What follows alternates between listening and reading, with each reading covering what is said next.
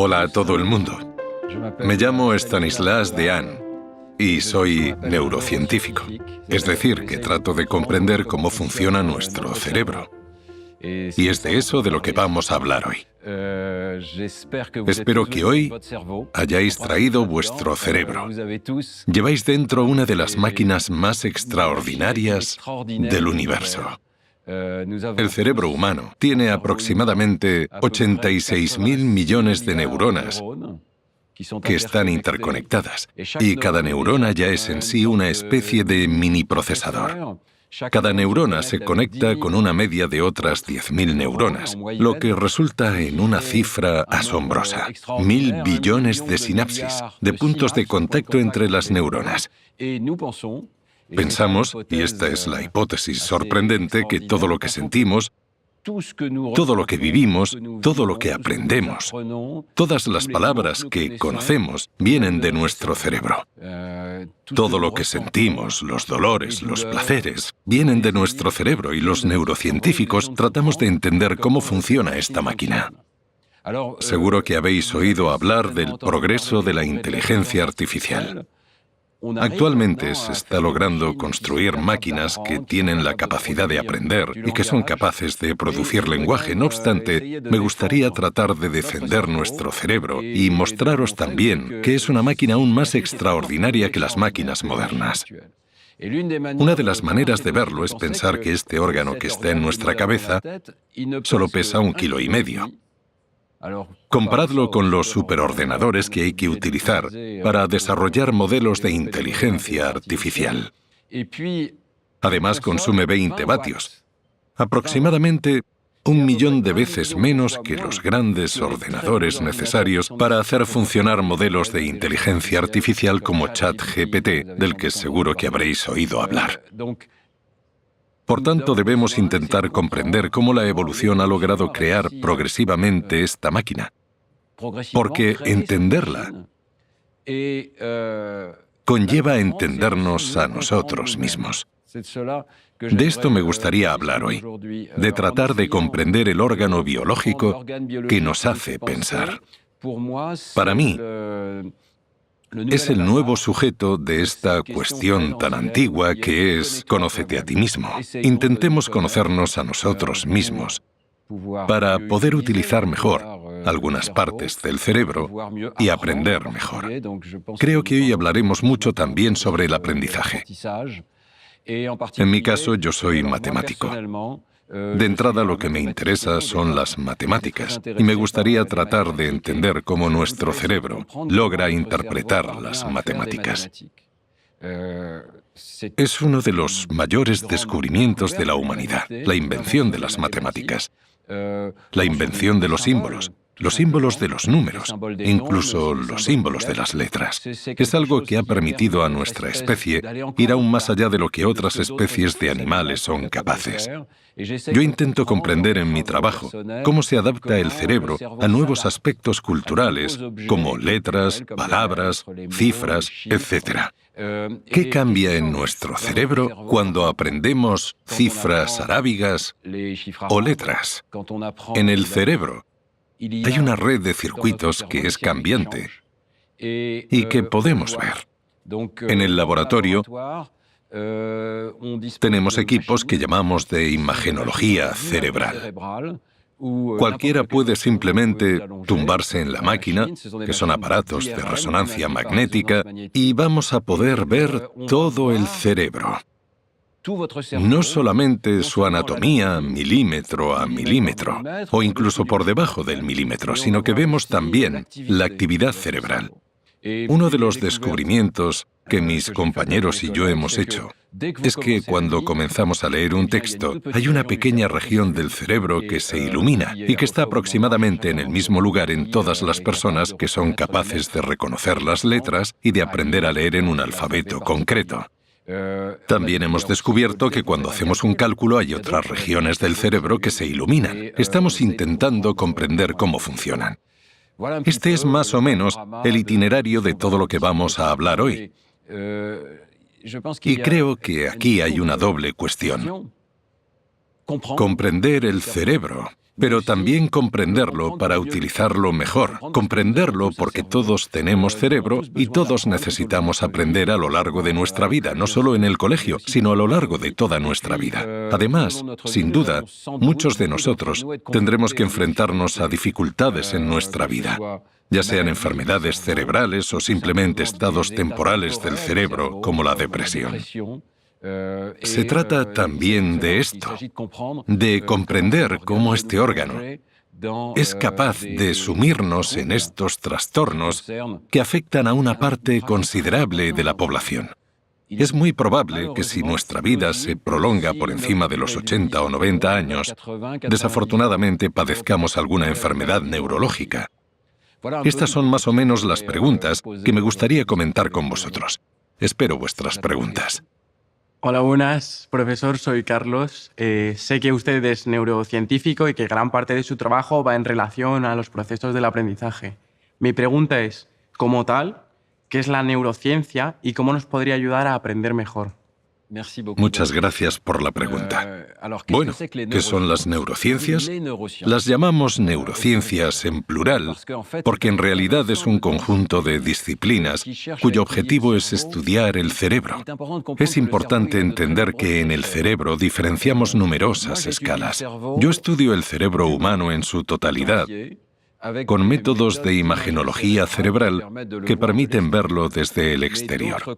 En cambio, otros compañeros neurocientíficos estudian el cerebro de los animales y gracias a eso son capaces de ir descendiendo a escalas mucho más pequeñas. Para comprenderlo, podemos imaginarlo casi como las muñecas rusas que están una dentro de otra. La escala más pequeña, si hablamos del lugar o el punto más pequeño del cerebro, sería la escala de las moléculas. Hay moléculas que tienen un papel muy concreto en el cerebro y que llamamos receptores o neurotransmisores, que transmiten químicamente la información al cerebro.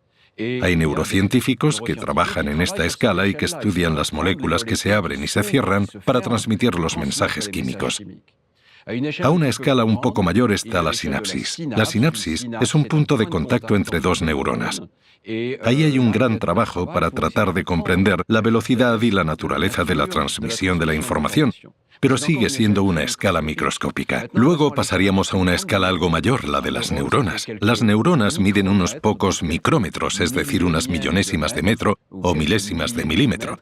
Es una escala muy pequeña y tenemos 86.000 millones de neuronas que se conectan entre ellas. La escala que hay por encima es la que a mí me interesa, la de los circuitos, cómo las neuronas se conectan entre ellas para hacer cálculos. Las neuronas forman circuitos que nos permiten calcular e interpretar cosas como, por ejemplo, reconocer una cara. Veo tu cara y te reconozco. Nosotros intentamos comprender la cadena de tratamiento de la información que lleva de un punto a otro en el cerebro y que nos permite identificar una cara, una palabra o reconocer una cifra y llegar a hacer un cálculo. Mi misión es hacer esto tangible. En el laboratorio tenemos varias máquinas que permiten ver diferentes aspectos del cerebro. Mi trabajo de neurocientífico consiste en combinar diferentes máquinas con protocolos que permiten observar, entender y diseccionar las etapas de tratamiento de la información. Si venís a mi laboratorio, estudiaremos, por ejemplo, vuestra manera de leer. Os mostraremos palabras en una pantalla. Se puede hacer muy rápido. La lectura es un proceso bastante rápido, por lo que podemos proyectar quizá una palabra cada 300 milisegundos, que son 3 o 4 palabras por segundo que pueden leerse. Para cada una de esas palabras, mediremos a qué etapas de tratamiento de la información consigue llegar en cada área cerebral. Entonces, os tumbaréis en la máquina de resonancia magnética y gracias a ella podremos ver vuestro cerebro en 3 dimensiones, en cortes, así. Y en cada punto del cerebro podremos ver dónde consumen energía los circuitos cerebrales y dónde aumenta el flujo sanguíneo. Esto es un mecanismo extraordinario. Cada vez que un punto del cerebro trabaja, en unos segundos, los vasos sanguíneos de la zona se dilatan para proporcionar más sangre, oxígeno y glucosa. Es un mecanismo muy evolucionado que permite al cerebro no consumir demasiada energía, porque el cerebro solo va a suministrar más sangre a una región concreta cuando ésta trabaje mucho. Así podemos irrigar una región y medirlo desde el exterior. Es casi un milagro de la tecnología. El cerebro se ha vuelto accesible. Aún no estamos muy habituados a la idea porque antes no lo veíamos. Los investigadores no podían ver el cerebro. Tenían que esperar a que alguien muriera y poder diseccionarlo para comprender y analizar este órgano. Hoy podemos tumbarnos en una máquina y, gracias a la magia de la resonancia magnética, hacer cortes y observar cada punto del cerebro. Por donde quiera que fluya la sangre es un indicador de que esa región está trabajando. Este es un primer conjunto de máquinas de resonancia magnética que utilizamos diariamente, pero no es lo único que utilizamos. Los aparatos de resonancia están limitados porque no permiten ver la actividad en tiempo real. Necesitan tiempo. Hay un desfase de unos segundos en el inicio de actividad de una región. Y además el flujo sanguíneo que llega 2 o 3 segundos más tarde ya ha aumentado. Por tanto, es como si tuviéramos una imagen borrosa del cerebro, porque no lo vemos a escala de milisegundos. Y el cerebro sí calcula a escala de milisegundos. Luego, un segundo equipo de técnicas, lo que llamamos la magneto y la electroencefalografía, que permiten medir la actividad eléctrica del cerebro. En este caso utilizamos electrodos. Es también un descubrimiento bastante sorprendente. Basta con colocar un pequeño electrodo aquí sobre el cuero cabelludo entre 2 puntos del cráneo. Veréis que tiene voltaje, como una pila, excepto que es un voltaje muy bajo, de microvoltios, es decir, de millonésimas de voltios. Es una diferencia ínfima de potencial, pero podemos medirlo y viene del cerebro, de la actividad de las neuronas de vuestro cerebro. Cada vez que pensáis, podemos medirlo en forma de actividad eléctrica y también de actividad magnética. Y mi trabajo de neurocientífico consiste en utilizar estas señales para medir de manera precisa cómo calcula el cerebro. El aprendizaje es realmente la función más extraordinaria de nuestro cerebro. Es decir, que el cerebro no solo no es estático, sino que cambia estas señales en función de lo que somos capaces de aprender. Una de las cosas que hemos descubierto, por ejemplo, es que si yo proyecto una palabra, bueno, todas las palabras se reflejan primero en la retina y evidentemente se transmiten al lóbulo occipital. Sin embargo, si es una palabra que no conocemos, cuyo sistema alfabético no conocemos, por ejemplo, una palabra china, no sé si alguien aquí sabe leer chino, yo no sé leer chino, y no reconozco esa palabra, así que esa señal se detendrá ahí. En cambio, si aprendiéramos chino, lo que hemos descubierto es que hay una región muy concreta del cerebro que analiza la forma, que analiza los caracteres.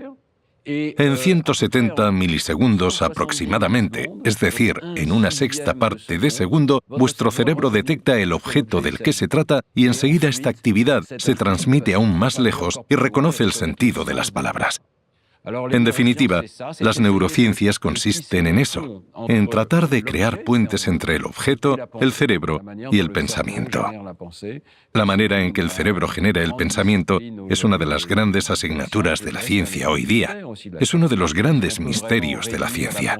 ¿Realmente podemos reducir el pensamiento a este objeto biológico? Yo creo que sí. Creo que debemos aceptar que somos fruto de la actividad neuronal. Somos nuestro cerebro, esa es la cuestión. Hola, buenas. Soy Nacho.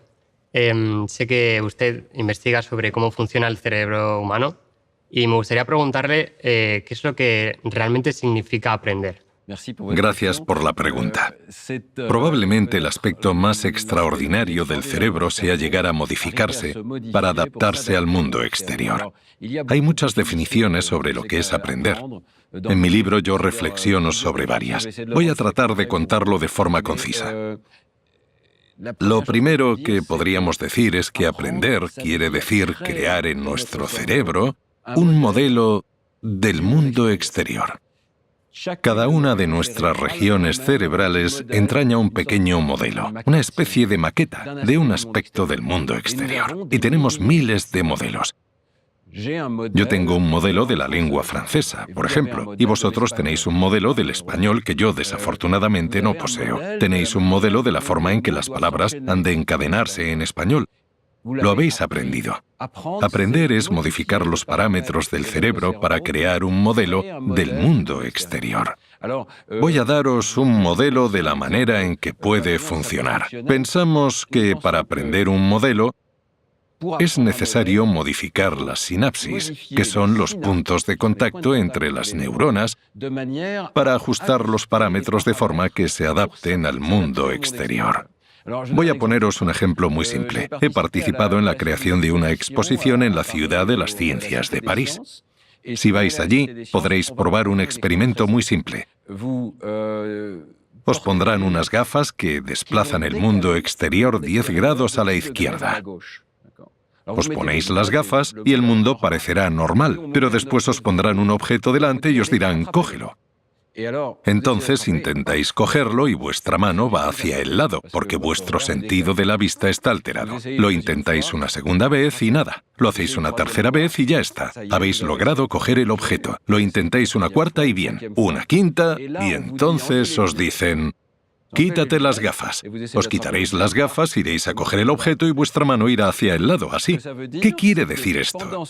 Durante este breve periodo de aprendizaje, y es impresionante que pueda ser tan corto, habéis ajustado un parámetro inconsciente, el desfase entre la visión y la motricidad. Es uno de los parámetros que aprendimos cuando éramos pequeños. Aprendimos a alinear la visión con los gestos que realizamos. Los bebés, evidentemente, deben aprenderlo, y por eso hacen todo tipo de gestos. ¿Qué es lo que vemos en este ejemplo?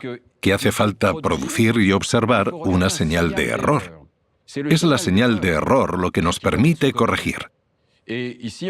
Aquí en realidad vemos un ejemplo muy simple donde hay un solo parámetro, pero en el cerebro habría que imaginarse miles de millones de parámetros, que son todas las sinapsis, y que el cerebro va a utilizar la corrección de un error para corregir cada uno de esos parámetros. Es un principio que también se utiliza en la inteligencia artificial. Es el desfase entre lo que hacemos y lo que habríamos debido hacer, lo que nos permite poder corregir. Ahora tenemos algoritmos en los ordenadores que nos permiten la retropropagación de ese tipo de errores. Esto se sustenta en un principio muy importante. Gracias a cometer errores somos capaces de aprender. Esto puede parecer algo paradójico, porque en los colegios se les dice a los niños que intenten no cometer errores. Pero el cerebro no aprende si no recibe una señal de error. Es una teoría bastante reciente. Creemos que la mayoría de los mensajes que el cerebro transmite a diferentes áreas del mismo son señales de error. Evidentemente, puede haber errores externos, como cuando uno no puede coger el objeto, pero también hay errores internos, como cuando yo os oigo hablar en español. ¿Puedo tratar de predecir lo que vais a decir? Mi cerebro lo intenta. Hace predicciones y va viendo el desfase entre lo que ha predicho y lo que habéis dicho de verdad. Desafortunadamente, como yo no tengo un buen modelo de español, hay un gran desfase y no logro predecirlo bien, pero eso crea una señal de error, que en este caso es una señal de error interno. Yo no he logrado predecir correctamente, y esa señal permite que se ajusten las sinapsis en mi cerebro. Imaginad un sistema que constantemente procura ganar información y ajustar sus parámetros para reducir las señales de error. Lo hacemos constantemente. Lo que podemos sacar en claro de esto es que no debemos avergonzarnos de cometer errores. No podemos aprender sin errar. Tratar de aprender a hacer windsurf sin caerse es totalmente imposible. El hecho de caerse forma parte de la forma de aprender del cerebro. Aún podemos decir muchas cosas sobre el aprendizaje. Podría decirse también que aprender es proyectar modelos de nuestro cerebro en el mundo exterior para calcular el desfase. Aprender es también partir de un estado muy estructurado del cerebro. En él tenemos, por ejemplo, modelos matemáticos que tratamos de aplicar al mundo exterior y vamos corrigiendo sobre la marcha según estos modelos se ajusten al mundo. Aprender es también una actividad que está distribuida extraordinariamente en el cerebro. No hay una sola región que no aprenda. El aprendizaje no es una función de una región en concreto, es una función que está distribuida por todo el cerebro, dependiendo de la naturaleza de lo que aprendemos. Si aprendemos a leer, irá a regiones muy concretas, por ejemplo, al lóbulo occipitotemporal. Si estudiamos matemáticas, irá más a la parte dorsal y a ambos hemisferios del cerebro. Cada región tiene su modelo e intentará ajustarlo a los datos del mundo exterior. Hola, buenas. Mire, mi nombre es Elena y me gustaría saber exactamente en qué consisten los 4 pilares fundamentales del aprendizaje que habías nombrado antes. Gracias. Lo que yo he llamado los 4 pilares del aprendizaje son 4 grandes principios que nos permiten aprender mejor. La idea es que comprendiendo mejor qué hace nuestro cerebro para aprender, podemos explotar mejor su potencial y podemos aprender a aprender mejor. Podemos aprender a aprender. Vamos a hablar de los 4 pilares. El primer pilar es la atención. Hay muchos estudios sobre lo que es la atención y se ha descubierto que la atención es una especie de amplificador que selecciona una información y que la amplifica al cerebro. Por tanto, si no prestas atención a algo, la señal va a proyectarse en la retina. Por ejemplo, una palabra que te ha llamado la atención, pero se detendrá muy rápidamente como una ola que va disminuyendo y que se detiene en áreas precoces del cerebro. Si prestas atención, la misma señal va a amplificarse, a dirigirse, a orientarse, y podrá tener un efecto mucho más efectivo en el aprendizaje. Hay estudios muy buenos que demuestran que la atención puede impedir el aprendizaje completamente o, por el contrario, potenciarlo en gran medida. Creo que todos conoceréis el experimento del gorila. Si no lo conocéis, es algo increíble, de verdad. No sé si debería contarlo porque es algo que es mejor experimentar uno mismo. Básicamente, si estáis concentrados en lo que yo os estoy diciendo, podría haber una persona disfrazada de gorila que pasara por delante y no lo veríais. Es sorprendente, pero solo vemos aquello a lo que le prestamos atención. Si no le prestamos atención, es invisible.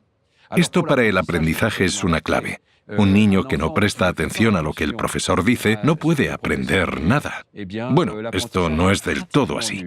También existe un aprendizaje no consciente, pero supone una grandísima diferencia respecto a un niño que sí presta atención. Y tampoco se trata solo de prestar atención al objeto, sino también al buen nivel de tratamiento. Esto es importante para los profesores que nos escuchan. Debéis canalizar la atención de los niños hacia lo que queréis que aprendan. Hay un experimento del que hablo en mi libro que siempre me ha parecido muy significativo, que es la atención a las palabras. Cuando aprendemos a leer hay métodos que llamamos globales, donde el foco de atención es la globalidad del mundo, y métodos que llamamos fónicos, donde se pone de relieve la presencia de las letras y el hecho de que cada letra corresponda a un sonido. Se han hecho ensayos de comparar 2 grupos de personas que están aprendiendo el mismo alfabeto.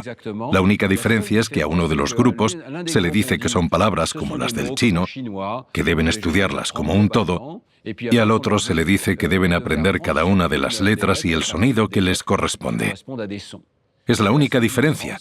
Y se les deja estudiar. Entonces, aquellos que tomaron como referencia las letras aprendieron mucho mejor y en circuitos completamente diferentes. Aquellos que estudiaron las palabras como un todo aprendieron en circuitos del hemisferio derecho, que no es un buen circuito para la lectura. La atención orienta la información hacia un circuito totalmente diferente al circuito normal de la lectura. Entonces, en función de cómo han prestado atención, de manera global o en concreto a la presencia de las letras, se aprenden cosas totalmente diferentes. Lo que es interesante es que si tenemos que aprender a leer, debemos aprender a leer palabras nuevas, y eso lo cambia todo.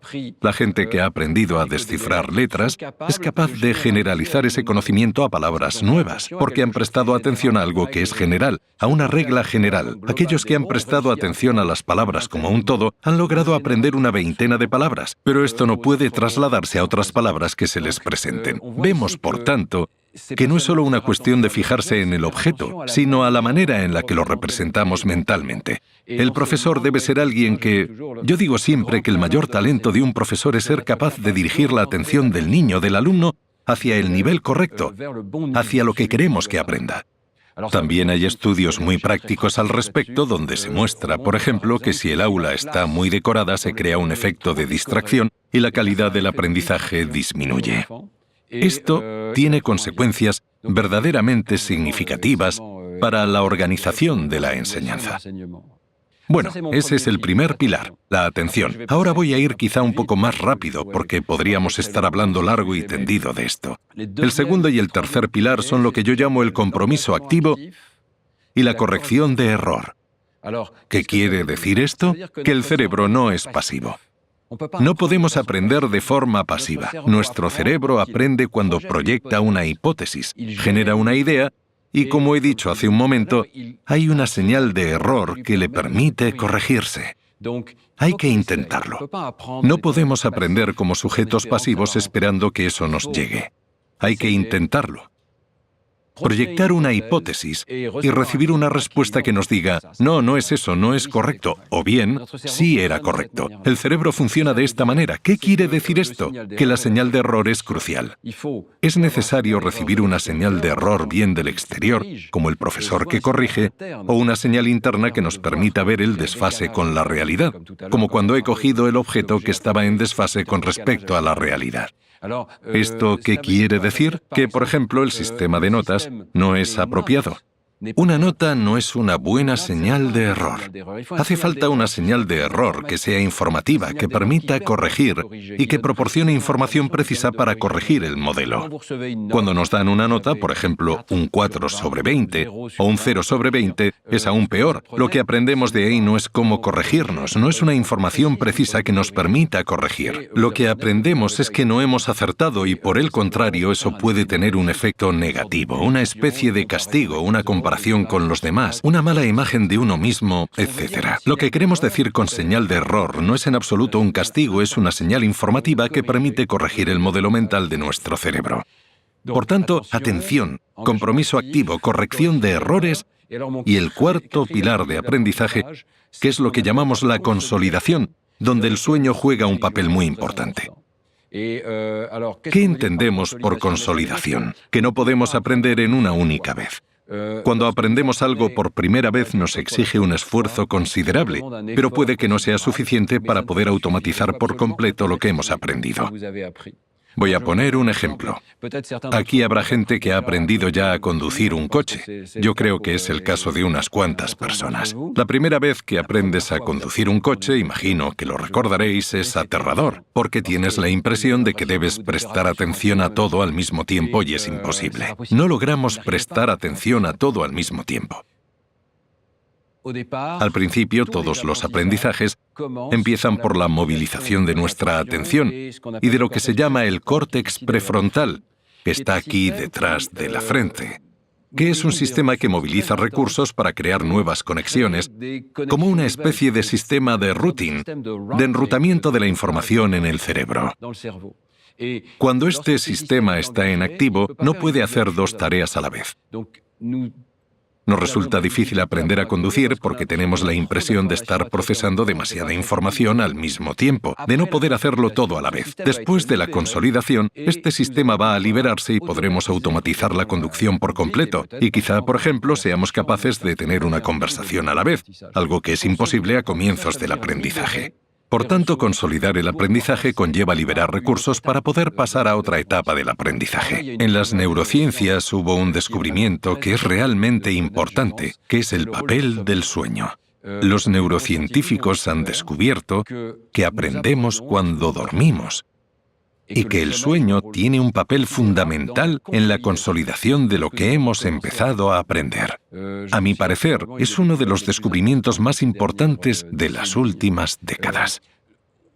Podríamos pensar que el cerebro reposa durante el sueño o que se limpia, que es una mera actividad metabólica para corregir la acumulación de ciertas sustancias durante la jornada. Esto ocurre también, pero en realidad el cerebro está también muy activo durante el sueño. No para de trabajar y continúa estando activo toda la noche. Se ha descubierto que, en efecto, repite información del día.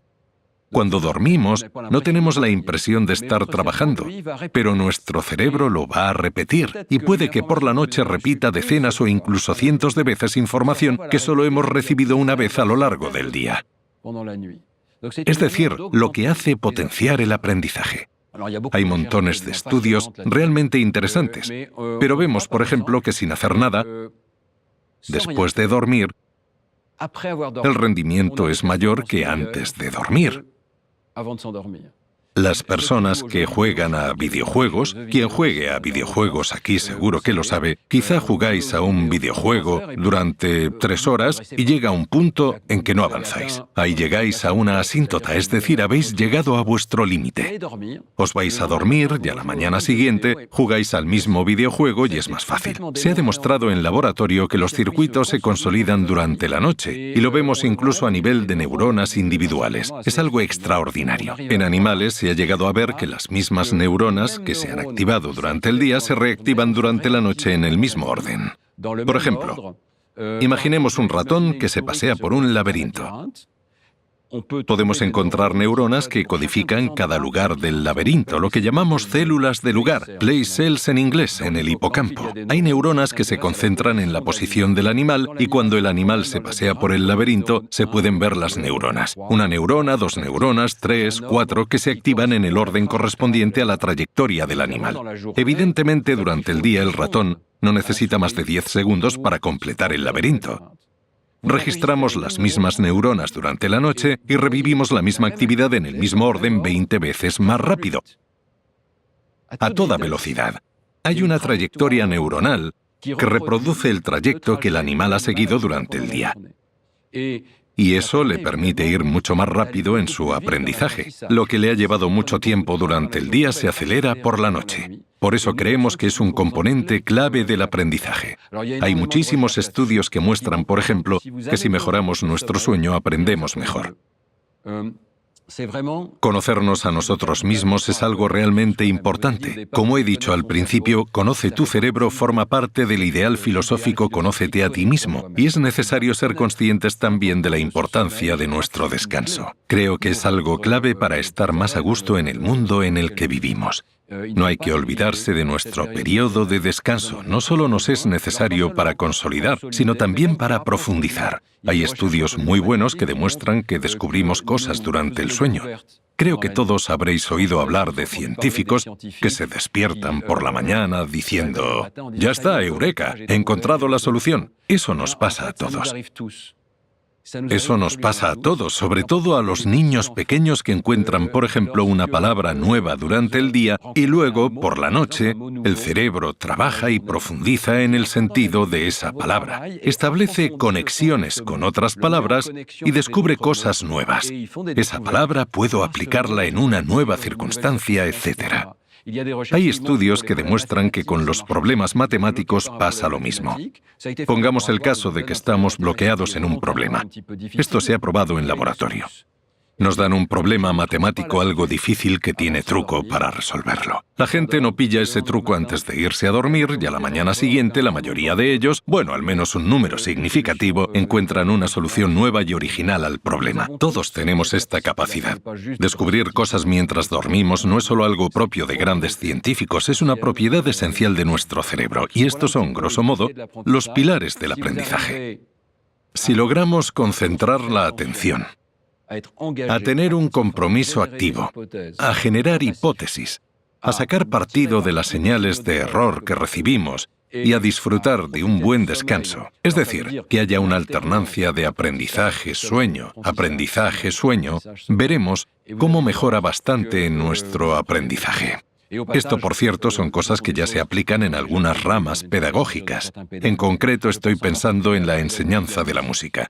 Si estamos aprendiendo a tocar un instrumento, esto que acabo de decir es el método correcto. Ensayar todos los días, dormir, ensayar todos los días, dormir, no necesariamente mucho tiempo. Los profesores de música suelen decir un cuarto de hora o media hora al día, pero todos los días, y con concentración, atención, repetición, sin estrés ni castigo. La señal de error es totalmente normal. Los profesores de música saben que la primera vez que intentamos tocar una partitura, no vamos a hacerlo perfecto. Es normal. Errar es perfectamente normal. Tenemos que acabar con los complejos de fracasar en algo y creo que es algo que debemos trabajar en los colegios porque a menudo tenemos una visión muy negativa de nuestros errores, una visión extremista. Este alumno es un negado para las matemáticas, pues no es verdad, todos los cerebros pueden aprender, simplemente hace falta aplicar estos pilares del aprendizaje.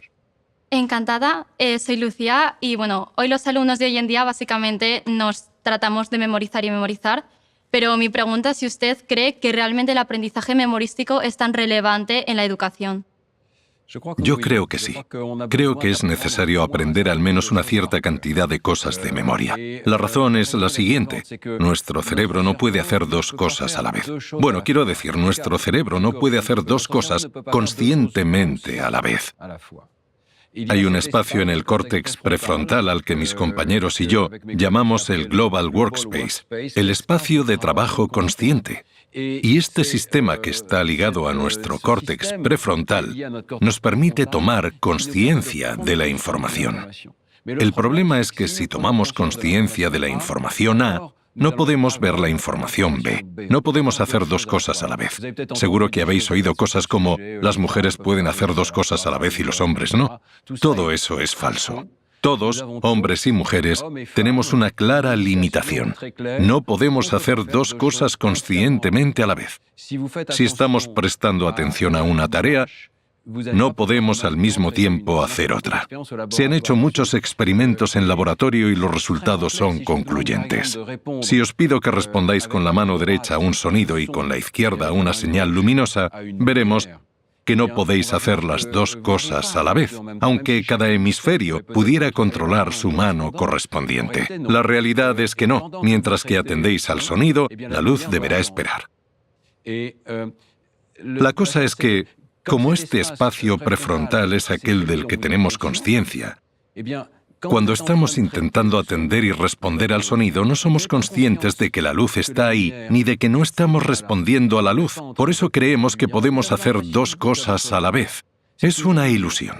Si medimos el rendimiento de nuestro cerebro, vemos que se ha ralentizado cuando estábamos atendiendo al sonido. Estábamos ralentizados a la hora de atender la luz. Como toda nuestra consciencia estaba ocupada por el sonido, no éramos conscientes de que estábamos ralentizados. Esta es una conclusión muy interesante para la consciencia. Aunque parezca una tontería, no somos conscientes de aquello de lo que no somos conscientes. No somos conscientes. Sobreestimamos nuestras capacidades. Creemos que podemos hacer dos cosas a la vez y que podemos hacerlas muy rápidamente. Esto no es verdad. Pensamos que no nos distraemos, por ejemplo, al volante, si escribimos un SMS, y luego vienen los accidentes. Se ha experimentado con simuladores de conducción y se ha demostrado que incluso a la hora de responder a una señal de freno, de pisar con el pie, cosas que son muy automáticas, nos vemos ralentizados. No podemos hacer dos cosas a la vez. Entonces, ¿qué relación tiene esto con la automatización? No podemos hacer dos cosas a la vez conscientemente, pero si automatizamos algo, podemos retirar un objeto mental de la consciencia. De esta manera, podemos pensar en otra cosa. Esto es un poco abstracto. Me explico. Imaginad que empezáis a aprender las tablas de multiplicar. Es difícil de aprender. 6 por 7 son 42. Claro, si no lo sabéis de memoria, tendréis que utilizar vuestro espacio de trabajo frontal. Quizás sí que sepáis que 6 por 6 son 36 y que sumando 6 llegáis a 42. Eso lleva su tiempo y sobre todo ocupa espacio mental. Si no habéis automatizado las tablas de multiplicar, os bloqueáis mentalmente, ocupáis ese espacio de trabajo y eso os impide pensar en otra cosa. Los niños que no se saben las tablas o que no han automatizado la lectura tienen ese espacio mental ocupado. Literalmente su cerebro está ocupado por una tarea que les impide concentrarse en otro nivel cuando les haría falta poder llegar a ese otro nivel. En el caso de la lectura es muy claro. Si no habéis automatizado la lectura, aún estáis ahí intentando descifrar las letras para lograr comprender de qué palabra se trata. Nosotros hemos hecho experimentos sobre este tema. En los niños pequeños que están comenzando a leer, se observa una gran cantidad de actividad en el córtex prefrontal. Esto desaparece cuando se automatiza la lectura. Y solo cuando esto ocurre es cuando pueden concentrarse de verdad en el mensaje, en la comprensión del texto. Para llegar a comprender un texto, hace falta haber automatizado las primeras etapas de la lectura. Por eso se recomienda automatizar un cierto número de actividades, no todas, pero las más esenciales. Reconocer una palabra, hacer un cálculo, porque si no, no nos podemos centrar en lo que de verdad importa. Comprender un texto, entender las matemáticas. Para comprender es necesario tener algunas cosas automatizadas. En el caso de la lectura, como decía, es prácticamente esencial. Lo más interesante es que el cerebro es capaz de hacer inconscientemente cosas que en un principio eran conscientes. Por eso, cuando están empezando a leer, los niños leen por sílabas o incluso con el dedo. Se ha demostrado que cuando comenzamos a leer, el tiempo de lectura es proporcional al número de letras. Eso se traduce en el hecho de que el cerebro está tratando la información letra por letra de manera secuencial, letra a letra. Por tanto, observamos que el tiempo de leer una palabra de 3 letras es más lento que el de leer una palabra de 2 y así sucesivamente. Cada letra va añadiendo un tiempo adicional. Esto deja de ser así. Me imagino que todos los que estáis aquí ya habéis automatizado la lectura. Vuestro tiempo de lectura es constante, ya leáis una palabra de 3 letras o de 8. Vuestro cerebro ha automatizado la actividad de reconocimiento de todas las letras en paralelo y ese tratamiento es propio de un tratamiento inconsciente.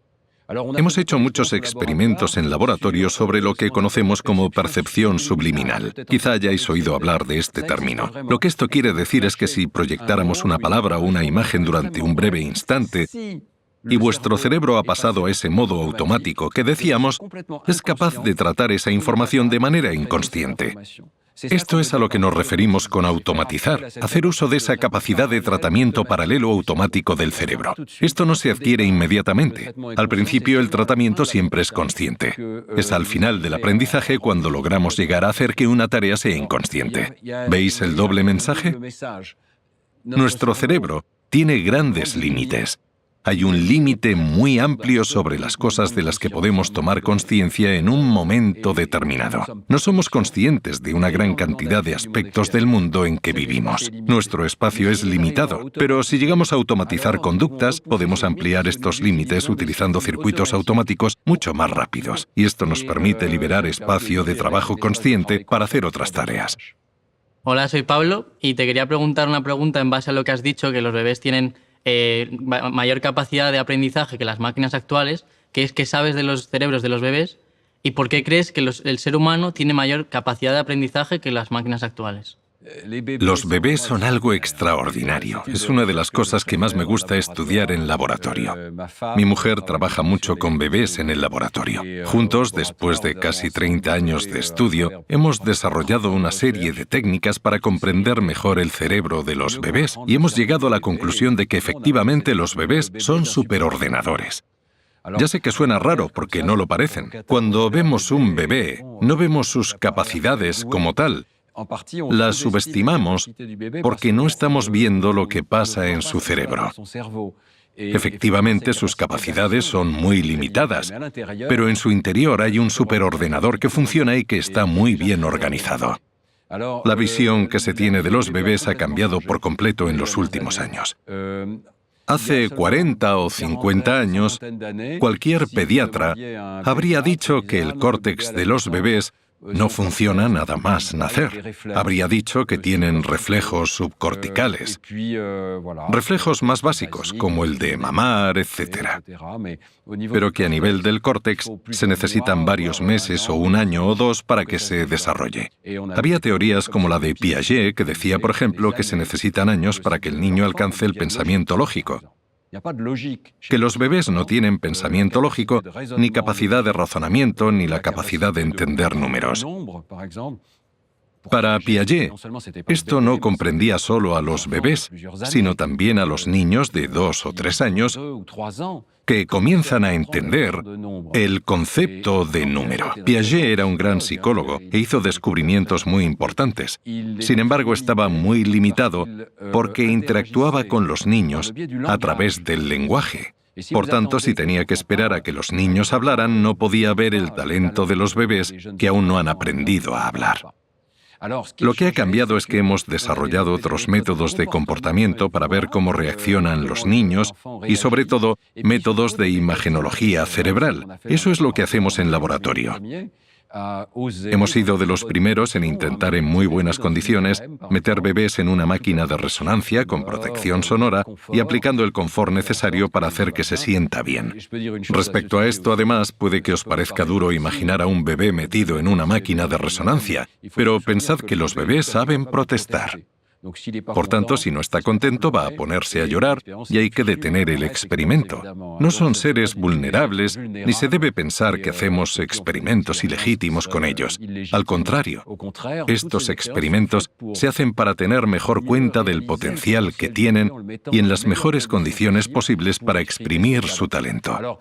¿Qué hemos descubierto? Lo primero es que si escaneamos el cerebro del bebé a nivel anatómico, vemos que cuando nacen, e incluso antes de nacer, ya hay una organización extraordinaria. Cuando nacen, prácticamente toda la organización del cerebro humano ya está en su sitio. Todos los haces de conexiones a larga distancia, todos los pliegues del córtex, todo eso aún cambiará un poco, claro, aumentará de tamaño, pero los grandes haces de conexiones ya están ahí, y en cuanto a la actividad cerebral, los grandes circuitos están ahí también. Esta idea de que el córtex no funciona en los bebés es totalmente falsa. De hecho, se ha comprobado que hay respuestas muy organizadas en torno al lenguaje. Por ejemplo, mi mujer y yo fuimos pioneros en ponerle a un bebé una lengua, sea la materna o una extranjera, para que la escuche. Y hemos demostrado que desde que nacen ya reconocen si se les habla en su lengua o no. Es decir, ya han aprendido parámetros de su lengua materna y los distinguen de una extranjera. Además, a nivel cerebral hay una serie de regiones que están en el hemisferio izquierdo, en el mismo lugar que en los adultos, que se activan cuando escuchan una lengua. Por supuesto, el bebé no conoce ni el léxico, ni la sintaxis, ni el vocabulario. Pero el cerebro canaliza la información del lenguaje en su circuito correspondiente. Un circuito que será capaz de aprender y que aprenderá muy rápido. En los 6 primeros meses, el bebé aprende las vocales de su lengua y en los 12 primeros meses aprende las consonantes. Lo realmente increíble es que el bebé tiene desde el principio el potencial para aprender todas las lenguas del mundo. Tiene en su repertorio todos los fonemas de todas las lenguas del mundo y progresivamente selecciona la información pertinente al mundo en el que vive. Si ponemos como ejemplo a un bebé japonés, al principio diferencia entre una R y una L. Al cabo de unos meses, cuando se da cuenta de que en su idioma no se hace una distinción entre la R y la L, suprime esa diferenciación. En los primeros años de vida, los niños japoneses ya no perciben la diferencia entre la R y la L. Quizá ahora nos creamos superiores a los japoneses porque nosotros sí que oímos la diferencia entre una R y una L, pero a todos nos pasa esto. Por ejemplo, en algunas lenguas de la India se distingue entre una T y una T. Ni siquiera sé si lo estoy haciendo bien porque yo no las distingo bien. Son 2 tipos de Ts, retroflejas y dentales, para las que la lengua está orientada hacia los dientes. No notamos la diferencia porque no hablamos lenguas hindúes, pero para alguien que hable hindi es una distinción que es tan importante como la que nosotros hacemos entre la R y la L. Por tanto, en unos meses el bebé descubre los parámetros correctos para aprender sobre el mundo en el que vive. Por todo esto que os digo, no debéis pensar que un bebé es solo una máquina diseñada para aprender. Una máquina diseñada para aprender se respalda en un gran saber inicial. Y ese es el último gran descubrimiento que hemos aprendido sobre los bebés.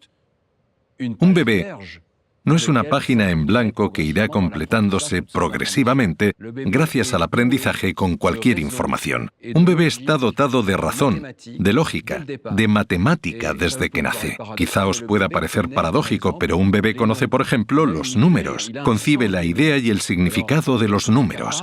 Por tanto, es capaz de hacer cálculos sobre una serie de objetos que percibe. Evidentemente, estos números no tienen forma de símbolos, de cifras arábigas, sino que, por ejemplo, tienen forma de objetos. Hay experimentos muy divertidos al respecto. Por ejemplo, el experimento de Karen Wynn. Primero se sitúa una pantalla delante del bebé. Al principio no se muestra ningún objeto. Después levantáis la pantalla y escondéis un objeto. Un Mickey, por ejemplo.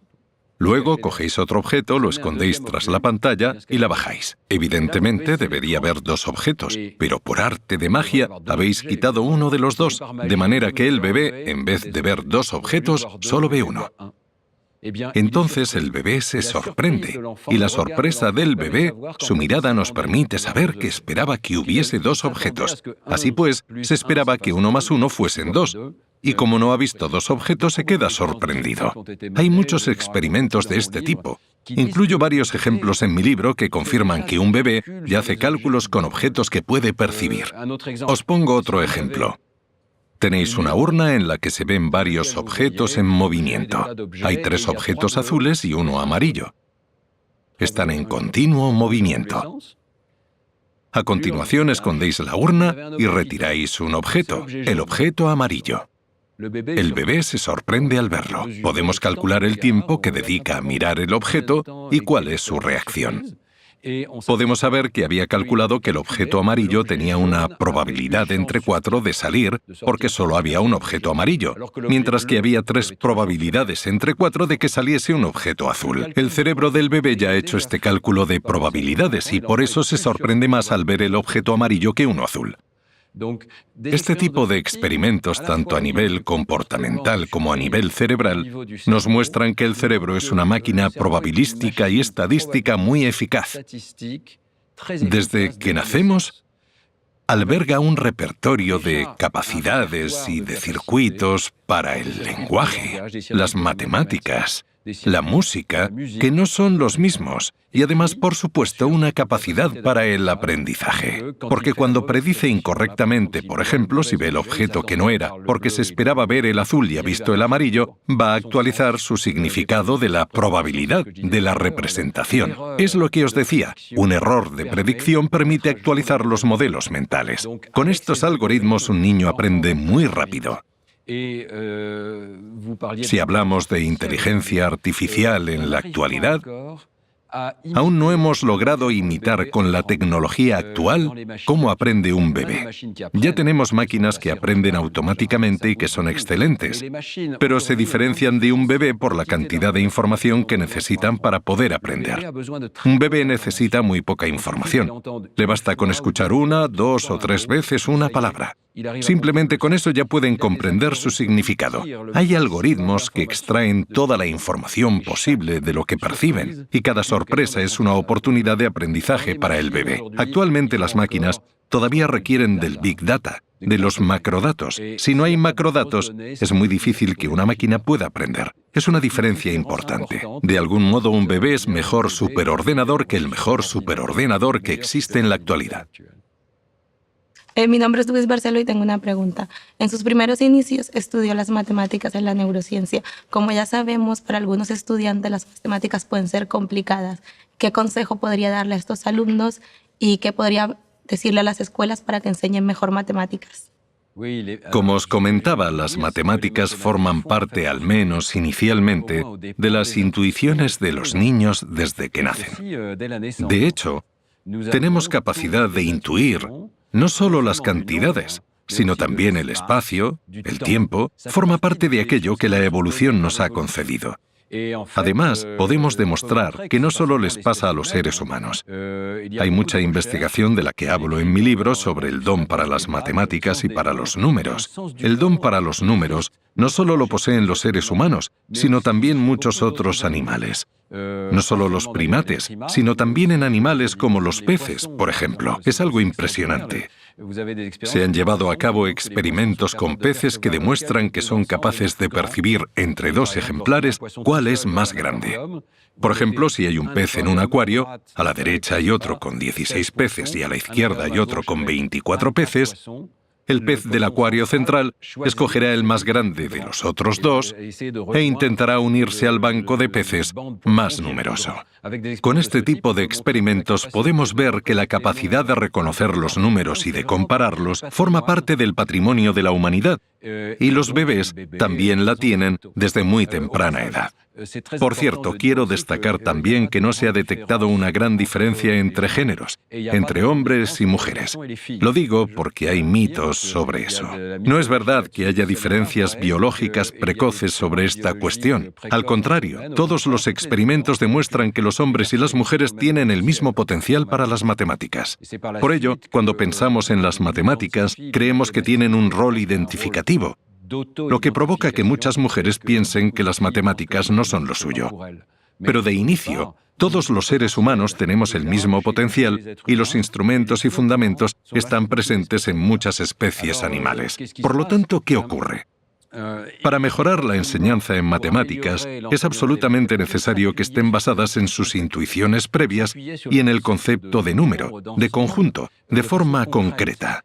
Creo que lo que les pasa a muchos niños es que no entienden que los símbolos matemáticos que les enseñamos no son simplemente un juego como tal, sino que están vinculados con conceptos que comprenden. Muchos niños se ven superados muy rápido por las matemáticas porque no les enseñamos la razón de ser de las matemáticas, la concreción de las matemáticas. Y por eso deciden que no es lo suyo, que no les interesan, porque no tienen ningún vínculo con lo que comprenden de por sí. Os pondré un ejemplo muy fácil. El otro día hablaba sobre matemáticas con un colega y me dijo, hay aspectos en matemáticas que son muy difíciles, no podemos enseñárselos a niños pequeños. Hay que esperar hasta los 10 o 15 años. Por ejemplo, los números primos. Los números primos son súper difíciles. Sabéis lo que son los números primos, ¿no? Espero que sí. ¿Y sabéis qué le dije? Para nada. Ahora os lo cuento bien. Para nada. En 30 segundos podemos explicarle a un alumno de primaria qué son los números primos sin el significado concreto de conjunto. Pensad en una huevera. Compráis la típica caja de media docena. ¿Por qué compramos una caja de 6 huevos? Porque caben en un rectángulo de 3 filas de 2 huevos o de 2 filas de 3 huevos. También podéis comprar una caja de una docena. Si es así, podéis contar 2 filas de 6 huevos, por ejemplo. También podríais contar 4 filas de 3 huevos. Se ve muy claro y conciso con las cajas de huevos. Así pues, los números primos son la cantidad de huevos que no caben en una caja. Si os doy una caja de 13 huevos, os habría fastidiado. Estaríais obligados a crear una caja larga así, con un huevo suelto y 12 puestos así. No existe la manera de crear un rectángulo en el que poner 13 unidades. El número 13 no se puede descomponer. Esos son los números primos, ¿de acuerdo? Cuando enseñamos de este modo, relacionamos conceptos abstractos como los números primos con cosas que son muy concretas, que son tangibles. Así puedo ver un número primo. Hablemos de la noción de cuadrado. El cuadrado de un número. ¿Sabéis lo que es un número al cuadrado? 6 veces 6. El cuadrado de 6, 36. ¿Os habéis parado a pensar que es igual que un cuadrado?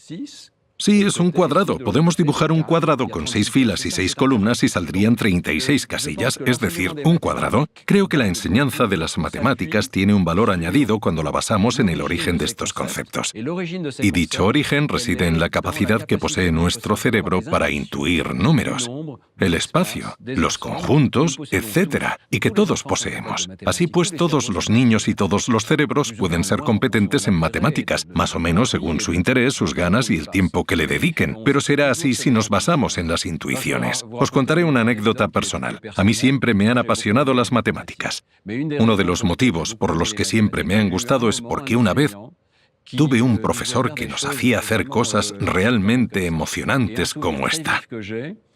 Uno de los recuerdos más vívidos que tengo es en clase, en Francia. Debía estar en octavo, que debe corresponder a primero o segundo de la ESO. El profesor nos dijo, venid mañana a clase con un objeto que tenga ruedas. Algunos trajeron la bici. Había bicis pequeñas, grandes, otros trajeron un camión. Pusimos nuestros objetos uno a uno en la tarima. Entonces el profesor hizo una marca en la rueda con tiza y dijo, vais a dar un paseo y vamos a comprobar cuánto avanza la rueda de la bici y la del camión simplemente rodándola una vez.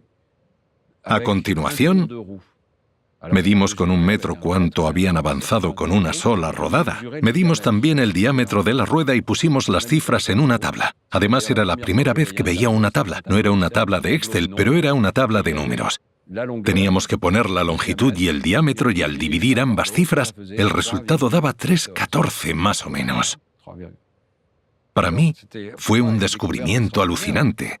Todas las ruedas son diferentes, pero comparten un principio común que evidentemente era el número pi que se nos introdujo así indirectamente. El número pi se volvió tangible porque reflejaba la relación entre la longitud de la circunferencia de la rueda cuando avanza y el diámetro. Experimentos como este, tan simples y concretos, nos pueden ayudar a situar las matemáticas en algo que tenga sentido en nuestro cerebro, es decir, la intuición. Con este ejemplo en particular también podemos tratar otro tema que he descubierto personalmente. En el cerebro, los números y el espacio van de la mano. Esto es algo extremadamente fundamental. Todos tenemos en nuestro cerebro una región denominada parietal, aquí, en el lóbulo parietal, que interpreta tanto el número de objetos como el espacio que tenemos a nuestro alrededor y los combina. Cuando pensamos en un número, no podemos evitar ubicarlo en el espacio. Si pensáis en un número pequeño, lo veréis a la izquierda. Si pensáis en un número grande, lo veréis a la derecha. Veréis una especie de línea mental. Los docentes que se basan en esta línea obtienen mejores resultados que los que no lo hacen. Podemos concretar los números y todas las operaciones matemáticas ubicándolos mentalmente en una línea. Sumar es ir avanzando a lo largo de la línea. Si sumo 5 más 2, me desplazo 2 casillas más adelante en esta línea numérica. Si resto 7 menos 2, reculo 2 casillas. Así logro entender que 5 más 2 y que 7 menos 2 son operaciones simétricas. Teniendo en cuenta la forma en la que nuestro cerebro combina los números y el espacio, podemos llegar a enseñar de una manera mucho más eficaz. Y no hace falta que sea un concepto matemático muy abstracto o complicado.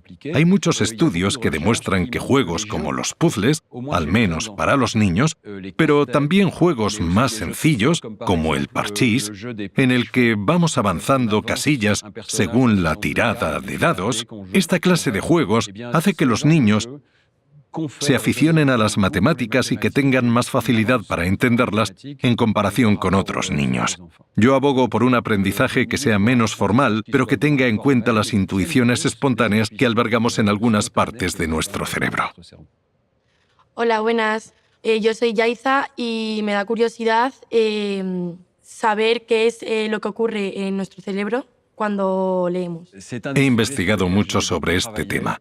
Hemos cartografiado los circuitos que se producen en nuestro cerebro al leer y hemos entendido todas las etapas por las que pasan las palabras.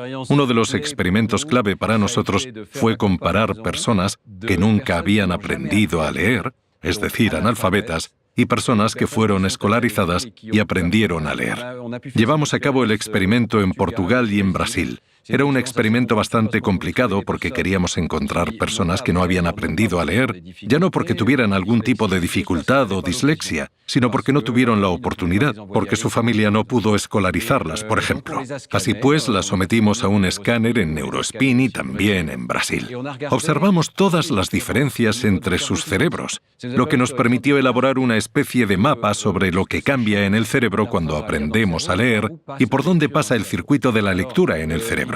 Pasa por muchas etapas. En primer lugar, hay una serie de cambios en el sistema visual. Si has aprendido a leer, la resolución de tu sistema visual se ha mejorado para reconocer las diferencias mínimas entre las letras, que a veces son muy pequeñas, porque reconocemos letras muy pequeñas, y sobre todo para identificar rápida y paralelamente toda la cadena de letras.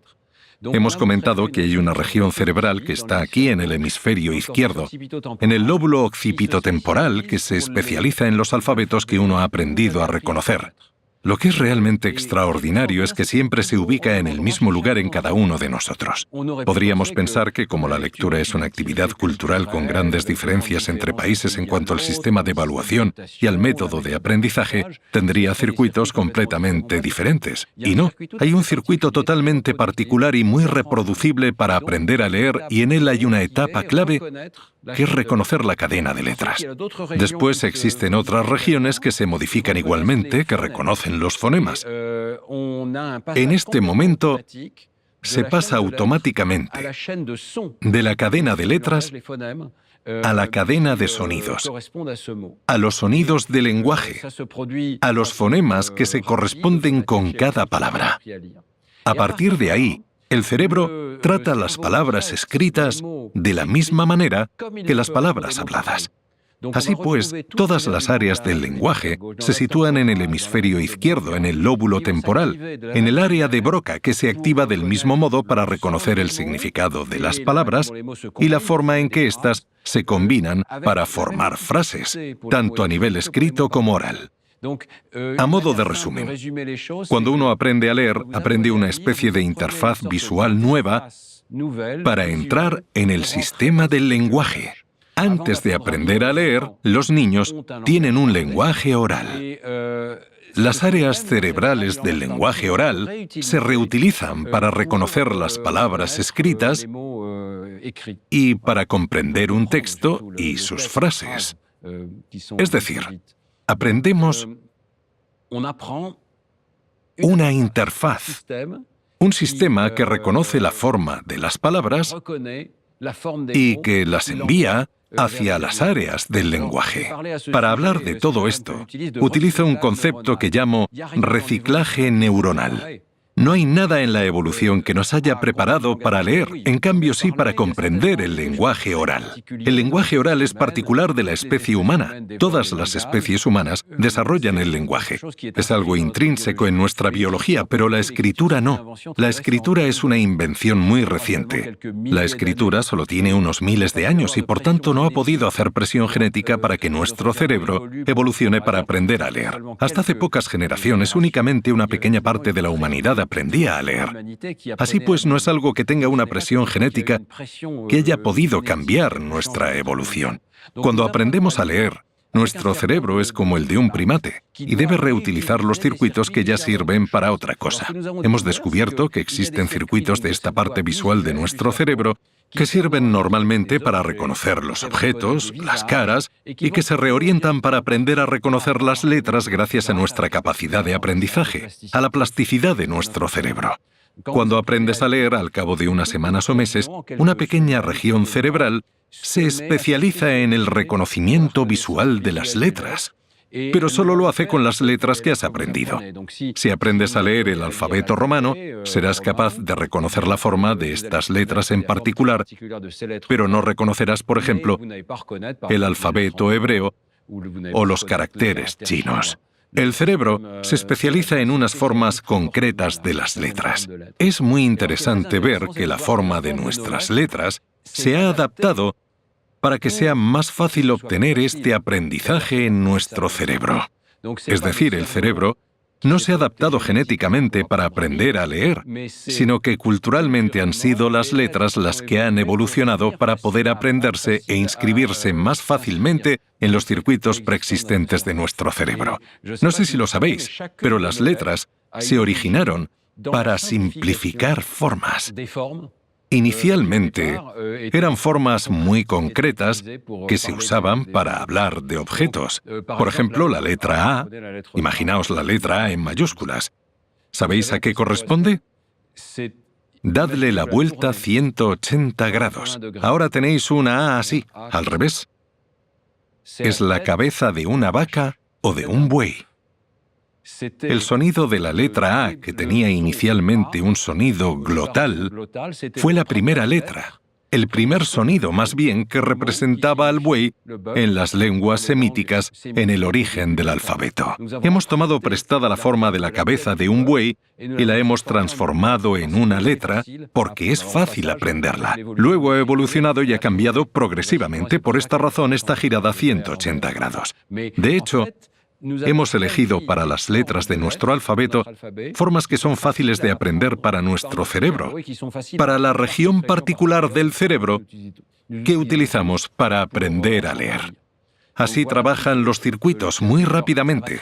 Aún no os he hablado del tiempo, pero entre el momento en el que pongo una palabra en la pantalla y el tiempo que se tarda en reconocerla pasa aproximadamente un quinto o un cuarto de segundo. Así, en un cuarto de segundo el cerebro ha recorrido todo el camino desde la retina, el lóbulo occipital y el lóbulo temporal hasta reconocer la palabra y las letras y acceder al sonido y al sentido de la palabra. Esto se produce a una velocidad increíble, lo que provoca que podamos leer palabras casi a la misma velocidad a la que las pronunciamos o las oímos. Hemos encontrado un sistema extraordinariamente eficaz, e incluso en el laboratorio. Terminaré hablando sobre esto. Preparamos experimentos en el laboratorio en los que aceleramos la velocidad de presentación de las palabras. Podemos mostrar las palabras como si fuesen destellos, tac, tac, tac, tac, así, hasta 8 o 10 veces por segundo. 10 palabras por segundo. Y el cerebro sigue en gran medida la secuencia de palabras y llega a reconocer de qué se trata, de qué frase se trata, y llega prácticamente a comprenderlo. Se puede incrementar la velocidad y que el cerebro siga comprendiendo. Hola, buenos días. Mi nombre es Ainhoa. Me gustaría preguntarle cuál es la manera más eficaz de aprender a leer y cuál es la mejor forma de enseñar a aprender a leer. Es una muy buena pregunta, sobre todo porque no debería ser tan difícil. Hay muchos niños que pasan demasiado tiempo aprendiendo a leer, y eso que ahora sabemos que hay ciertos métodos que son más eficaces que otros y que gracias a estos métodos todos los niños pueden aprender a leer. Los estudios coinciden, tanto en neurociencia como en educación, y eso fue lo que me interesó. Creo que verdaderamente los datos están ahí, en ambos campos. Os he contado que en neurociencia el circuito principal de la lectura es un circuito que pasa de la visión a la fonología, a los sonidos del lenguaje, de las letras a los sonidos, de los grafemas. Los grafemas son una letra o un par de letras que representan un sonido. Por ejemplo, la Ch tiene su fonema correspondiente. Las unidades sonoras del lenguaje, el circuito es claro. Los métodos que se asocian directamente a este circuito, que muestran la correspondencia entre las letras y los sonidos, son los métodos más eficaces en educación. Hay muchos estudios sobre esto porque hay mucho debate sobre el tema. Algunos pensaban que bastaba con mostrar las palabras a los niños para que descubriesen las normas de la lectura. Otros pensaban que era necesario enseñar explícitamente las correspondencias entre las letras y los sonidos. Yo pienso que este debate debería terminar, porque todos los estudios coinciden. Enseñando explícitamente las correspondencias entre las letras y los sonidos, obtendremos mejores resultados. Incluso hay estudios que van más allá, que afirman que hay que enseñarlas rápido. Durante el primer trimestre podemos enseñar 2 correspondencias entre letras y sonidos por semana. No por día, sino por semana. Así en pocas semanas se podrían cubrir aproximadamente todas las correspondencias entre letras y sonidos que permitan descifrar el alfabeto, las palabras. Sobre todo en una lengua como el español, por ejemplo, que es tan regular, en la que la ortografía no presenta una gran dificultad, se podría aprender muy rápido. Desafortunadamente es un poco más difícil en francés e incluso en inglés porque hay irregularidades. En inglés hay combinaciones horribles como OUGH, que no se sabe si se pronuncia AF como en RAF, OU como en DOU o como en otros casos. Así que desafortunadamente hay irregularidades, pero en español tenéis la suerte de tener una ortografía muy regular que permite aprender la correspondencia más rápido, sin duda. La investigación es clara. Con solo mostrar a los niños las palabras no aprenden por sí solos. No descubren por sí mismos que el alfabeto funciona de izquierda a derecha con letras que tienen unos sonidos particulares. Muy pocos niños lo descubren solos. No estoy seguro de que haya niños que lo descubran solos. Cuando decimos que han aprendido a leer solos, en realidad nos damos cuenta de que los abuelos o los padres les han dado indicaciones, etc. Todos los niños se benefician de lo que denominamos aprendizaje explícito, con el que les enseñamos minuciosamente cómo funciona. Es muy lógico. Han hecho falta varios siglos para que la especie humana invente el alfabeto y miles de años para que invente la escritura antes que el alfabeto. En tal caso, ¿cómo queréis que un niño descubra por sí solo cómo se lee? Hay que enseñarle cada detalle. Por sí solo no sabrá que se lee de izquierda a derecha. Hay sistemas de escritura que se leen de derecha a izquierda. Eso también hay que enseñárselo al niño. Empiezas por la izquierda y vas hacia la derecha. Cada letra o cada grupo de letras corresponde a un sonido y si conoces las reglas, tu cabeza podrá entenderlo. Y si lo entiende, podrás reconocer de qué palabra se trata. Esto significa que el niño tiene una buena lengua oral materna. Y este es el último punto. Antes de aprender a leer, es muy importante una buena preparación con la enseñanza de la lengua oral. Hemos visto que cuanto mayor dominio tiene un niño de la lengua oral, más rápido aprende a leer. Es algo esencial. Debemos enseñar a los niños lo antes posible. Yo digo que esto empieza desde el nacimiento. Un bebé de 6 meses ya tiene conocimientos de su lengua materna, de vocabulario, de fonemas, etc. Hay que enseñarles la lengua oral a los niños desde una edad muy temprana.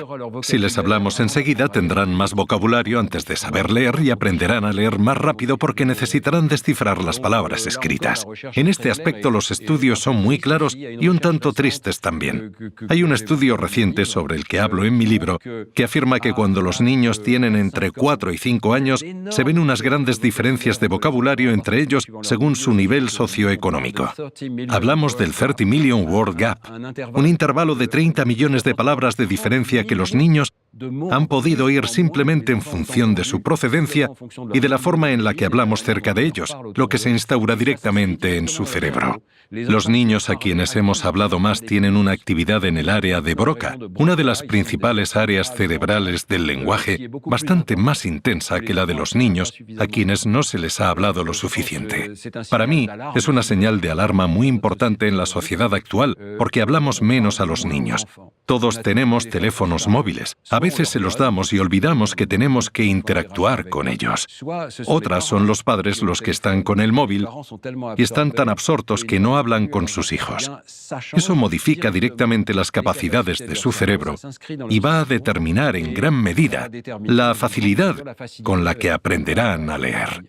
El aprendizaje de la lectura se basa en el lenguaje oral. Y luego hay un momento, un periodo muy concreto en el que es necesario aprender el código. Hay que aprender a descodificar este código ortográfico y eso lo aprendemos en unos meses. Una vez liberado esto, ya se puede trabajar la parte oral, la parte escrita, la comprensión, porque ya podemos descodificar las palabras. En realidad, la manera en la que aprendemos a leer es muy simple, pero si respetamos bien estos principios y recibimos una educación que está en armonía con los circuitos de nuestro cerebro, podemos ser mucho más eficaces. Hola, profesor. Mi nombre es Elisa, yo soy profesora de instituto. Actualmente tenemos un mayor número de alumnos con dislexia y yo quería preguntarle, ¿qué es la dislexia? Y desde el punto de vista del estudio del cerebro, ¿de qué manera podemos ayudarles en su proceso de aprendizaje? Es una cuestión muy importante. Me gustaría matizar una cosa. Según afirman los estudios, no deberíamos hablar más de dislexia en singular, sino de dislexias en plural. Puesto que hemos comprendido a través de todas las etapas del tratamiento de la información que cada una de las etapas de la lectura en el cerebro puede verse afectada y provocar tipos de dislexia que son ligeramente diferentes. Es un tema que sigue siendo de actualidad. No se ha terminado de investigar sobre él. Aún no hemos entendido las dislexias en su totalidad. Pero hay que intentar encontrar un diagnóstico profesional para determinar en qué nivel del tratamiento de la información se sitúa la dislexia. Creemos que muchas dislexias se sitúan a nivel fonológico, es decir, que los niños, de hecho, tienen dificultad para entender correctamente los sonidos del lenguaje. Y eso les impide aprender las letras correspondientes. Así, si el niño no percibe bien, por ejemplo, la diferencia entre B, D y G, que son 3 fonemas muy próximos acústicamente, la diferencia es de unos pocos milisegundos, no podrá aprender a leer correctamente. Esta es sin duda una de las causas de la dislexia en niños, las dificultades fonológicas. Pero esta no es la única dificultad, hay otros niños que cometen errores muy diferentes. No llegan a reconocer bien la posición de las letras. Y por esta razón, hay niños que alteran las letras, por ejemplo. Han comprendido perfectamente de qué fonema se trata, cuál es la correspondencia entre grafema y fonema, pero les cuesta ver la posición que ocupa cada letra. Por ejemplo, en inglés cometerán errores como confundir from y form, porque van a cambiar de sitio la R y la O. Les cuesta ver la posición de las letras. Y luego otros niños tienen problemas de atención, tienen dificultades para concentrarse en una palabra y van a tomar prestadas las letras de las palabras vecinas. Por ejemplo, con las palabras inglesas bat y car, dirán bar, porque tomarán la letra R de la palabra vecina. Tienen problemas para concentrarse en una sola palabra y las otras entran en su ventana de atención. Como veis, hay que hacer todas estas distinciones que no están bien hechas en el ámbito de la neurociencia.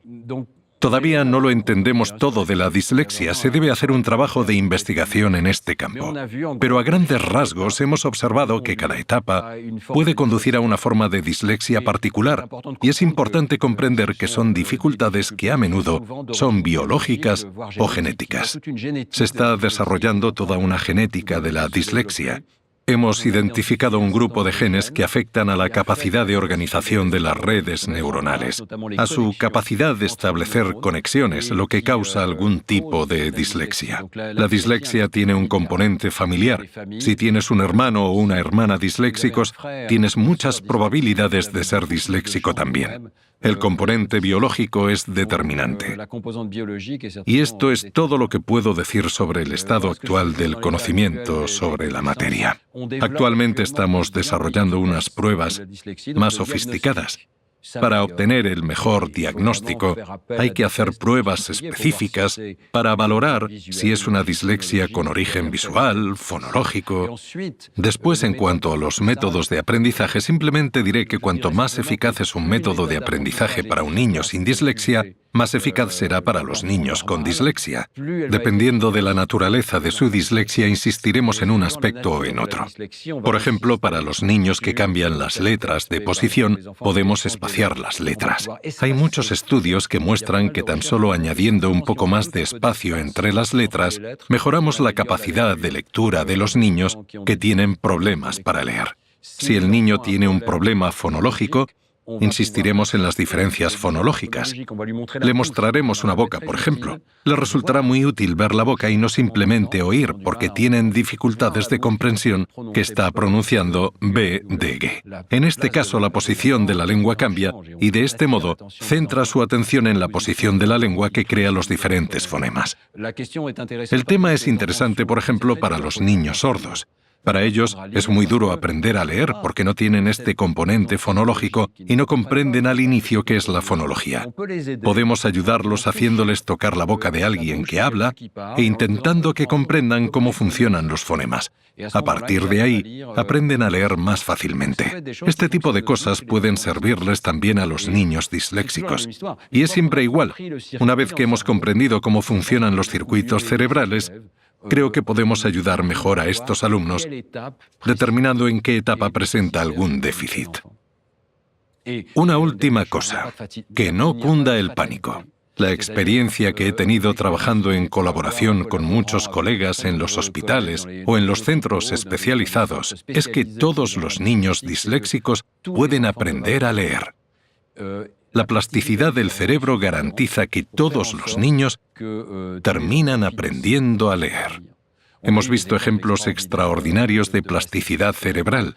En el laboratorio, mis compañeros y yo comprobamos que había una niña que se había sometido a una operación quirúrgica. Debido a una enfermedad neurológica, hubo que extirparle todo el lóbulo occipital izquierdo del cerebro, que es la región gracias a la cual normalmente aprendemos a leer.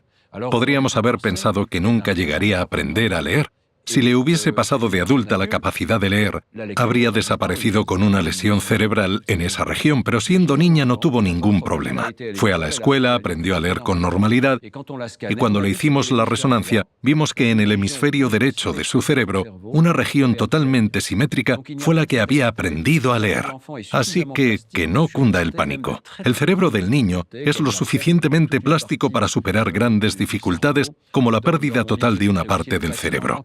En mi libro también describo los casos de unos niños que tan solo tienen un solo hemisferio y que aprenden a leer con un solo hemisferio derecho, por ejemplo, o con un solo hemisferio izquierdo.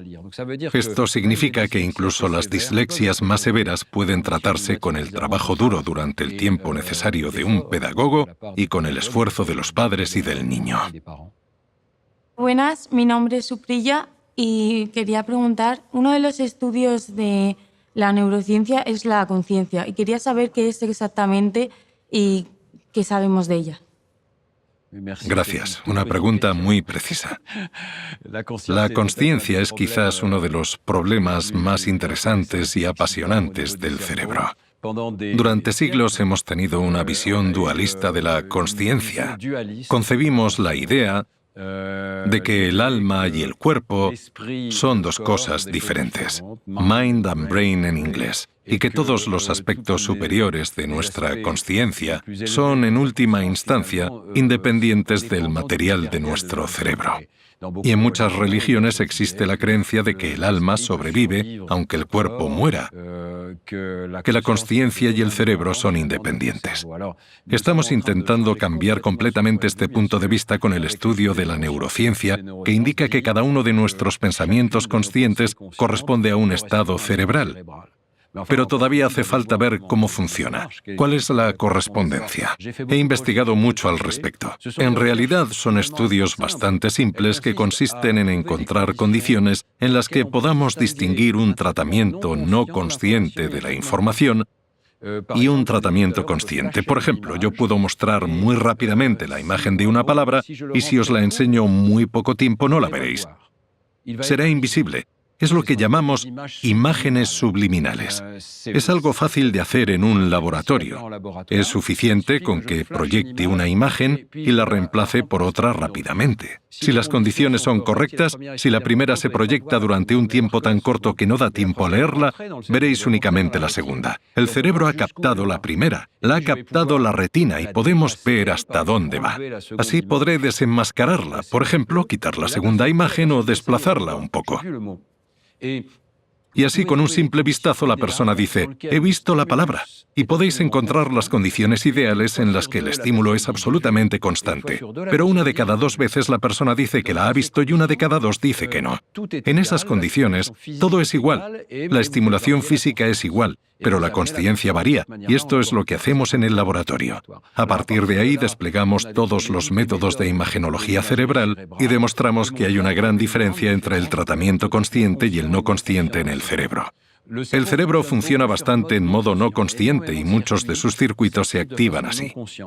Pero cuando comprendes una información, se produce una explosión de actividad suplementaria llamada ignición, que se produce en el córtex prefrontal y en las áreas vinculadas a este. Hay un circuito adicional que se ilumina y que indica que tenemos la información en este espacio de trabajo consciente. Lo que entendemos por ser consciente es dirigir una información a este espacio mental en el que la podemos almacenar.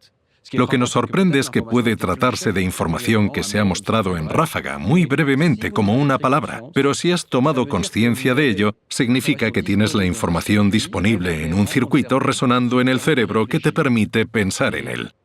Lo que conocemos por reflexión consciente es la conservación de la información en un lugar en el que la información está estable. El cerebro llega a estabilizar una información que ha escogido. Una entre muchas informaciones disponibles. Y esa información a la que le has prestado atención, el cerebro la ha trasladado a un espacio especial, a un circuito de neuronas que es capaz de fijar la información en la memoria. En resumen, esta es la definición de la consciencia. Cuando eres consciente de una información, esta se encuentra disponible en este circuito, lo que te permite manipularla. Por ejemplo, puedes relacionarla. El criterio principal de la consciencia es que seas capaz de hablar de algo, de contar a otras personas algo que has visto, con más facilidad o menos, para poder decir con palabras algo que has visto. También puedes retenerlo a largo plazo, recordarlo en la memoria. Un objeto consciente es un objeto que está presente en este espacio frontal extremadamente flexible que te permite actuar de manera extremadamente variable. Nos hemos encontrado una base física de la consciencia. Primero con los experimentos con personas corrientes, como vosotros o como yo, con la proyección de imágenes en ráfaga. Hemos trabajado mucho con ilusiones visuales. Las ilusiones visuales son interesantes porque, por ejemplo, hay una imagen que no se mueve. He incluido una imagen en mi libro de unas espirales. Por supuesto, la imagen está impresa y es estática, pero subjetivamente da la sensación de que está en movimiento. Nosotros podemos descodificar y demostrar que los circuitos cerebrales correspondientes al movimiento están activados. Si tienes la impresión subjetiva de que se mueve conscientemente, es porque tu cerebro ha representado el movimiento en este circuito. La imagen está concebida para activar los circuitos del movimiento. Cada impresión subjetiva corresponde a un estado neuronal que somos capaces, en cierta medida, de empezar a identificar. La investigación sobre la consciencia aún no se ha terminado y es muy interesante. Pero debemos tener en cuenta que también tiene consecuencias clínicas, y esto es lo verdaderamente apasionante. Cuando alguien entra en coma, por ejemplo, pierde la consciencia. Pero el coma no es lo mismo que la muerte cerebral. El cerebro todavía está activo. Pero tal como estamos empezando a entender, esta actividad no está lo suficientemente estructurada para que se corresponda con un estado consciente. Del mismo modo, cuando te vas a dormir por la noche, pierdes la consciencia. Después, mientras sueñas, recuperas la consciencia.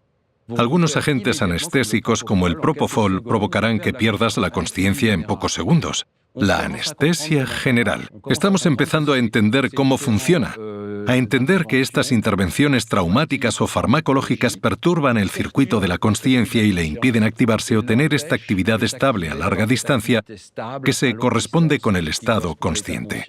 En mi laboratorio nos han otorgado una patente para medir lo que llamamos la firma de la consciencia. Es decir, que somos capaces de registrar el encefalograma de los pacientes y basándonos en la complejidad de la actividad cerebral y de algunos cálculos matemáticos, podemos decir que es probable que la persona todavía sea consciente o no lo sea. Evidentemente, esto es muy importante para algunos pacientes. No sé si habéis oído hablar del Locked-in Syndrome, el síndrome del enclaustramiento. Es algo extraordinario y a la vez grave. Hay personas que no son capaces de moverse, están totalmente paralizadas, pero son plenamente conscientes. La imagen es la de una persona que está inmóvil. Es incapaz de hablar, de comunicar, que no está consciente. Pero en realidad en su interior se encuentra alguien que todavía está perfectamente consciente. En el caso de la actina, algunas personas todavía pueden mover los párpados, pero hay pacientes que no pueden ni moverlos y no tienen manera de comunicarse con el exterior. Gracias a los estudios sobre el cerebro, hemos comenzado a poder diagnosticar a los pacientes, a distinguir entre los que son conscientes y los que no. Espero que en un futuro más bien próximo podamos utilizar interfaces cerebro-ordenador, interfaces cerebro-máquina para poder ayudar a estas personas a restablecer la comunicación. Es un desafío enorme. Tendremos maneras de hablar con el cerebro y de decodificar los estados cerebrales para determinar el contenido de los pensamientos y la presencia de un estado consciente. Las investigaciones sobre la consciencia han avanzado mucho y se ha eliminado completamente la idea del dualismo en este estado. Podemos ver que cada uno de nuestros pensamientos corresponde a un estado neuronal. Hola, soy Cristina y me gustaría saber cuáles son los hallazgos más importantes de la neurociencia. Imaginaos que tenéis en la cabeza el superordenador más potente del planeta.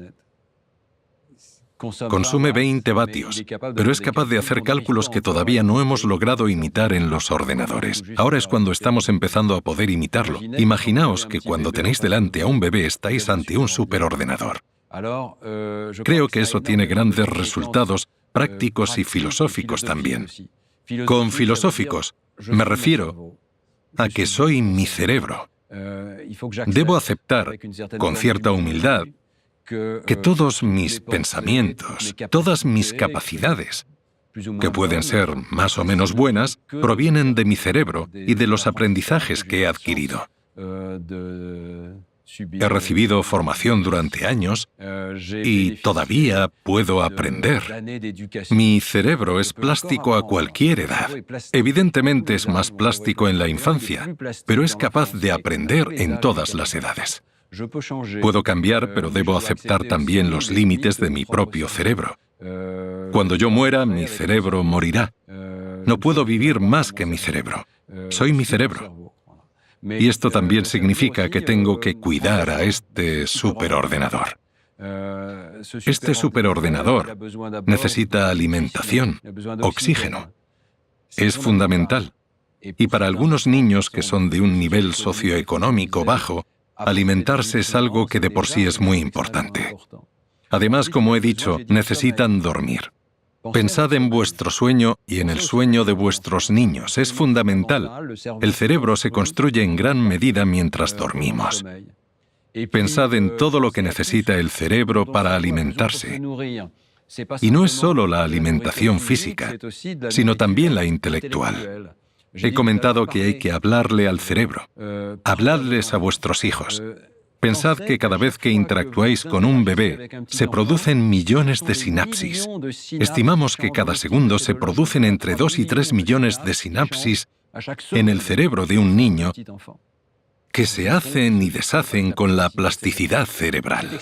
Es extraordinario. Hay una efervescencia en la actividad cerebral. Cuando decimos que el cerebro es plástico, debemos pensar en el sentido literal. El cerebro cambia continuamente, las neuronas se mueven. Las neuronas son pequeñas células individuales que se desplazan como animales diminutos que se unen entre ellos. Tenemos la posibilidad de cambiar todo esto en cierta manera gracias a la educación. Personalmente me interesan mucho los temas educativos. Desde hace varios años soy el presidente del Consejo Científico para la Educación en Francia, porque creo que tenemos un poder extraordinario con la educación para poder cambiar y mejorar el cerebro de manera que todos podamos mejorar juntos. Por último, me gustaría decir que hoy no hemos hablado lo suficiente de un aspecto particular y extraordinario del cerebro humano, que es la capacidad de socializar. En nuestro cerebro hay circuitos sociales, circuitos en los que representamos a los demás y nos representamos a nosotros mismos a través de los demás. Es un sistema de circuitos cerebrales que la especie humana ha desarrollado particularmente, mucho más que el resto de los animales, que nos permite pensar en los pensamientos de los demás. Este circuito nos permite socializar, comunicarnos entre nosotros, educar a nuestros hijos, pero es el mismo circuito que nos permite odiar a una comunidad u otra, porque nos enfrentamos entre nosotros. Para mí, los hallazgos en neurociencia tienen grandes resultados prácticos en la manera en que nos concebimos a nosotros mismos y en que debemos valorar la educación. Puede que la educación sea una de las mejores invenciones de la humanidad. Gracias a la educación, hemos inventado una manera de modificarnos y de mejorarnos a nosotros mismos, más allá de lo que la evolución había hecho posible en un principio. Muchas gracias a todos por vuestras preguntas y que tengáis un feliz cerebro.